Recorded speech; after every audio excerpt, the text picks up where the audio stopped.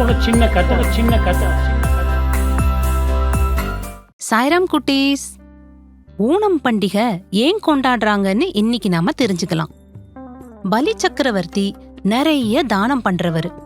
அது மட்டும் இல்லாம நிறைய யாகங்கள் பண்ணாரு. சத்தியத்தை காப்பாத்துறதுக்காக தங்கிட்ட இருந்த எல்லாத்தையும் தியாகம் செஞ்சாரு. ஒரு முறை விஷ்ணு வாமனரா வந்து எனக்கு 3 அடி நிலம் வேணும் அப்படின்னு பலி கிட்ட கேட்டாரு.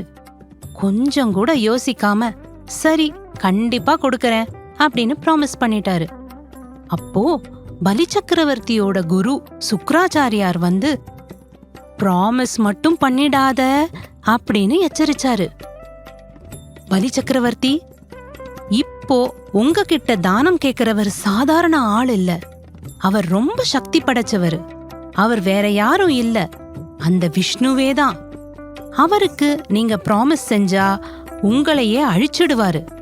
அதனால நீங்க ப்ராமிஸ் பண்ண மாதிரி நிலம் கொடுக்காதீங்க அப்படின்னு சொன்னாரு.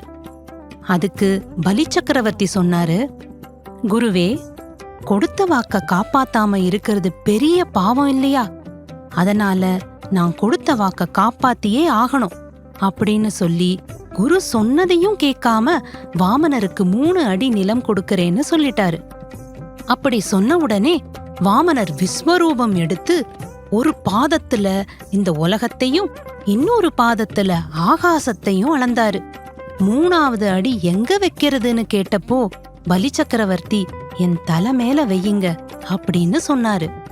தன்னோட பாதத்தை பலியோட தலை மேல வச்சு அழுத்தி பாதாள லோகத்துக்கு அனுப்பி வச்சாரு. நல்ல சுகமா சந்தோஷமா இருன்னு பிளஸ் பண்ணினாரு வாமனர். ஐயோ, பாதாள லோகத்துக்கா? சத்தியத்தை காப்பாத்துனவர பகவான் பாதாள லோகத்துக்கு அனுப்பலாமான்னு டவுட் வருதில்ல? சுவாமி அப்படி பண்ணுவாரா? நெவர். பாதாளம்னா என்ன மீனிங்? அவருக்கு மறுபிறவியே இல்லாம பண்றது. அந்த பிளெஸிங்ஸ் தான் அவருக்கு கிடைச்சது. அன்னிக்கு பலி சக்கரவர்த்தி வாமனர் கிட்ட ஒரு ரெக்வெஸ்ட் கேட்டாரு. சுவாமி, இன்னைக்கு எப்படி என் கூட பேசினீங்களோ, இன்னைக்கு எப்படி இந்த கேரள தேசத்துக்கு வந்தீங்களோ, அதே மாதிரி ஒவ்வொரு வருஷமும் இந்த கேரள தேசத்துக்கு வந்து கேரள மக்களை காப்பாத்தி ஆசீர்வதிக்கணும்னு ரெக்வெஸ்ட் பண்றேன் அப்படின்னு வேண்டிக்கிட்டாரு. பகவானும் அப்படியே ஆகட்டும், உன் பிரேயர்ஸ நான் ஏத்துக்கிறேன்.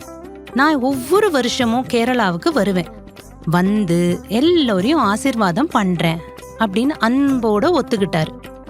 வாமனர் பூமிக்கு வந்த அந்த புண்ணிய தினத்தை தான் திருவோணம் அப்படின்ற பேரை வச்சு கேரளா மக்கள் ஆனந்தமா பண்டிகையா கொண்டாடுறாங்க.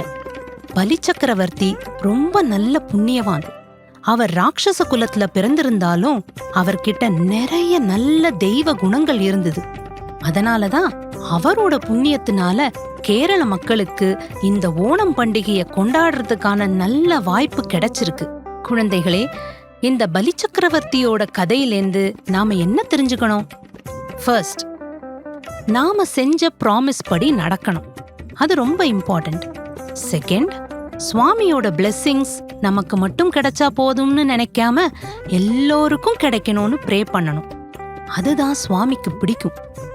இத நாம கவனத்துல வச்சுப்போம், ஹாப்பியா இருப்போம். ஜெய் சாய்ராம்.